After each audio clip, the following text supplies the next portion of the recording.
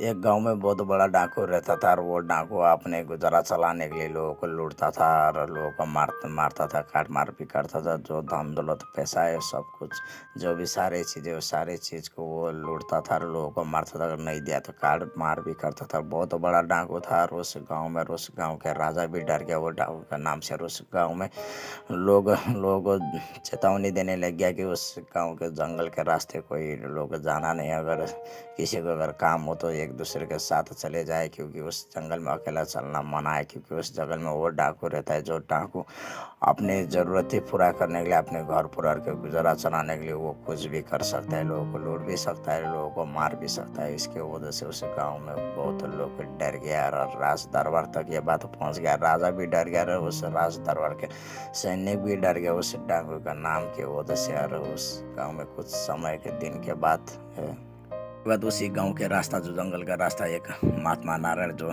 जाने लग रहा था। और उसी टाइम उसका जो चेला है उन लोगों ने कहने लगे कि गुरुजी उस रास्ते मत जाइए, क्योंकि गांव में क्योंकि सूचना दे चुका है जो लोगों ने, क्योंकि उस गांव के अगर जंगल के रास्ते अगर हम लोग चले जाए तो उस जंगल में एक डाकू रहता है जिसका नाम है रत्नाकर। जो एक रत्नाकर डाकू रहता है वहाँ पर, जो वो अपने ज़रूरत पूरा करने के लिए वो लोगों को लूटता भी और काट मार भी करता है। और उसके वजह से आज गांव में जो लोगों को चेतावनी दिएगी, क्योंकि उसे अगर जंगल का रास्ता जाना है तो क्योंकि अकेला नहीं जाना है, किसी के साथ चलना चाहिए अगर काम हो तो।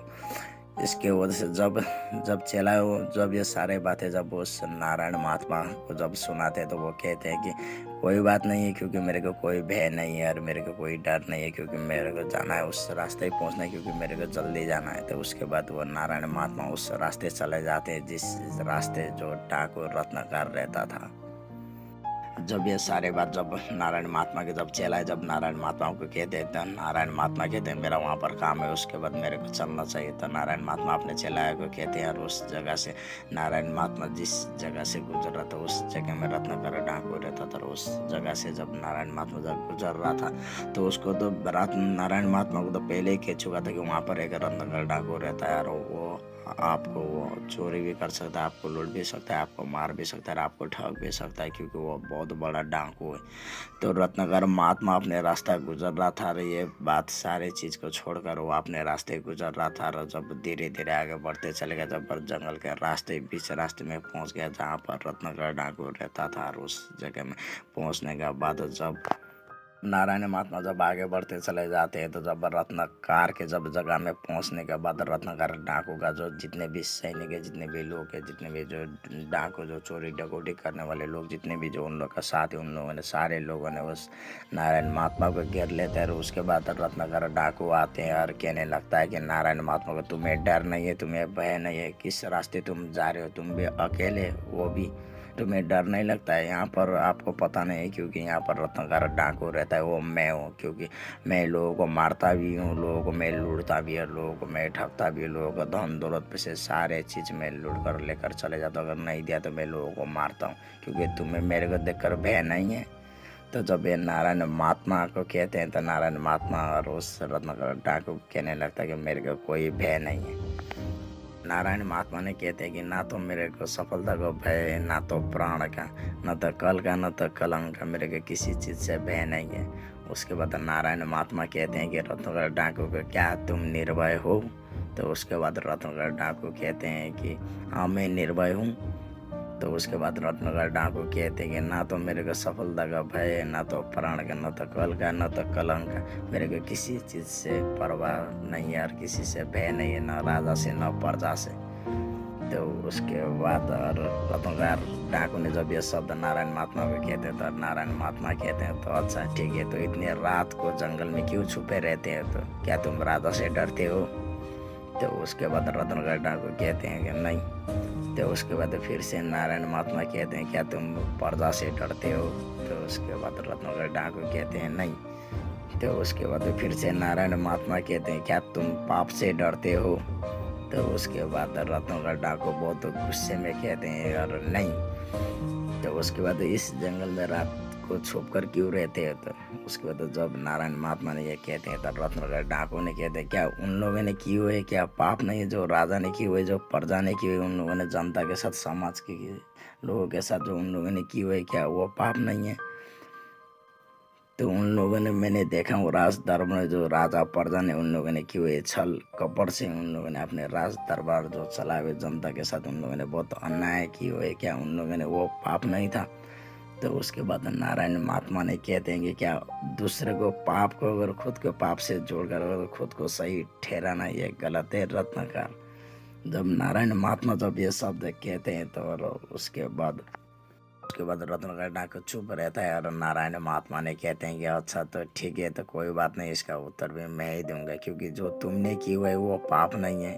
क्या उसका निर्णय कौन करेंगे? जो तुम्हारा साथ चले हुए जो दोस्त लोग, या जो तुमने पाप की हुई उसका पाप का भागीदार? क्या तुम्हारा घर परिवार भी है, तुम्हारा पत्नी, तुम्हारा पिता, तुम्हारा बाल बच्चे?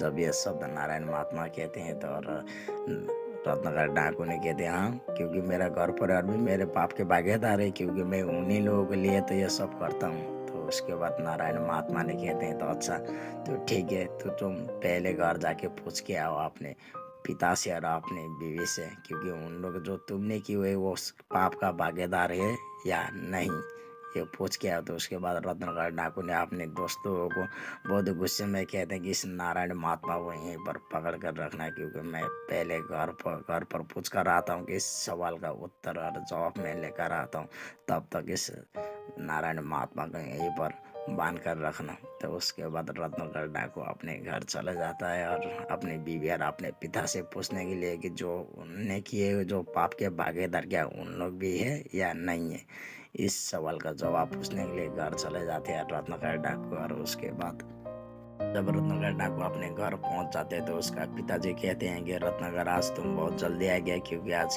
क्या बड़ा हाथ लगा है क्या? तो उसके बाद रत्नाकर डाकू चुपचाप अंदर चले जाते हैं और अपनी बीवी के पास और अपनी बीवी को कहते हैं कि जो मैंने किया हूँ क्या वो पाप है? तो रत्नाकर का बीवी चुपचाप कुछ बोलते नहीं है। और उसके बाद रत्नाकर डाकू फिर से सवाल करते हैं अपनी बीवी को, क्योंकि जो मैंने पाप किया हूँ और उस पाप का भागीदार क्या तुम भी हो? तो उसके बाद रत्नाकर का बीवी ने कहते हैं कि देखिए स्वामी, क्योंकि आपके सुख दुख में साथ देने के लिए मैंने शादी विवाह की है आपके पास, क्योंकि आपके पाप के भागीदार होने के लिए नहीं। तो जब ये शब्द सुनने के बाद रत्नाकर के आंख से आंसू गिर जाते हैं। और उसके बाद जब रत्नाकर अपने घर से निकलने वक्त जब अपने पिताजी से लास्ट सवाल यानी कि आखिरी सवाल करते हैं अपने पिताजी से, और पिताजी क्योंकि जो मैंने किया हूँ और जो पाप किया और उस पाप का भागीदार क्या आप भी है? तो उसका पिताजी कहते हैं बेटा, क्योंकि हम लोग तुम्हारा सफलता पर हम लोग खुश होते हैं और हम लोग गर्व करते हैं, लेकिन जो तुमने की उस पाप का भागीदार होने के लिए नहीं। जब उसका पिताजी भी ये शब्द कहते हैं तो रत्नाकर डाकू के आंख से आंसू गिरते हैं। और उसके बाद रत्नाकर डाकू फिर से उसी जगह में चले जाते हैं जहाँ पर महात्मा नारायण को बांध कर रखा था, जो रत्नाकर डाकू ने अपने दोस्त लोगों को कह कर गया था कि जब तक मैं नहीं आऊँगा तब तक इस नारायण महात्मा को छोड़ना नहीं है। और उसके बाद उस जगह में चले जाते हैं जहाँ पर नारायण महात्मा को बांध कर रखा था उस रत्नाकर डाकू ने। और धीरे धीरे जब रत्नाकर डाकू चल जाते हैं चलते रहते हैं और जब नारायण महात्मा के पास चले जाते हैं। और उसके बाद जब रत्नाकर डाकू का ये हालत देखकर नारायण महात्मा ने बहुत दूर से ही देखते हैं और उसके बाद कहते हैं कि रत्नाकर डाकू क्योंकि तुम्हारे दोस्त लोग भी तुम्हें छोड़कर चले गए, क्योंकि जब रत्नाकर डाकू जब आया था तो महात्मा नारायण के पास कोई लोग नहीं था। जो रत्नाकर डाकू ने जो अपने जो दोस्त लोग और जो जिस रास्ते उन लोग गलत कर रहे थे, जो चोरी डकौटी करता था, दोस्त लोग उन लोग को वहाँ पर छोड़ कर गया था नारायण महात्मा को पास जो बांध कर रखने के लिए, लेकिन उन लोग को छोड़ कर गया था। और यही शब्द नारायण महात्मा ने कहते हैं कि रत्नाकर डाकू को, क्योंकि तुम्हारा दोस्त लोग छोड़कर जा चुके हैं, क्योंकि तुम अकेले पड़ गए। तो उसके बाद रत्नाकर डाकू ने कहते हैं कि अपने आँख से जब आंसू गिराते हुए और उस नारायण महात्मा को पैर पड़ और बैठ जाते हैं और गिर पड़ते हैं और कहने लगता है कि मैं बिल्कुल अकेला पड़ गया हूँ, क्योंकि मेरे को क्षमा कर दीजिए, मेरे को माफ़ कर दीजिए, क्योंकि नारायण महात्मा जी, क्योंकि मेरे से बहुत बड़ा भूल गलती हुआ है, क्योंकि ये दुनिया में मैं बिल्कुल अकेला पड़ गया। ये स्थिति और ये हालत देखकर और जब रत्नकार डाकू जब महात्मा नारायण के चरणों में बैठकर जब रोता है और वो कहते हैं कि मैं बिल्कुल अकेला पड़ गया हूँ, क्योंकि मैं जिन जिन लोगों के लिए मैं सब कुछ करता था आज तक, लेकिन उन्हीं लोग जो मेरा साथ नहीं दिए, लेकिन मेरे को बहुत दुख लगा है और आज मैं बिल्कुल अकेला पड़ गया और बहुत रो रहा था और नारायण महात्मा के पास माफ़ी मांग रहा था क्योंकि मेरे को माफ़ कर दीजिए, क्योंकि महात्मा नारायण। और उसके बाद महात्मा नारायण जी और रत्नकार को उठो कहते हैं और उस रत्नकार को डाकू को उठाकर और कहते हैं कि महात्मा नारायण, क्योंकि जो तुमने जो पुरानी जिंदगी का जो शुरुआत किया था, बोले तुमने अच्छा किया, बोले बुरा किया, बोले तुमने गलत किया, बोले तुमने पाप किया, लेकिन उस पुराना जिंदगी जो का शुरुआत भी जो तुमने किया था उसका रचना भी तुमने किया था। अब उठो और फिर से आज के बाद तुम नया जिंदगी का शुरुआत और नया जिंदगी का रचना करो। उसके बाद अब नारायण महात्मा फिर से कहते हैं क्योंकि देखो रत्नाकर, क्योंकि काम से नाम होते हैं, क्योंकि नाम से काम नहीं होते।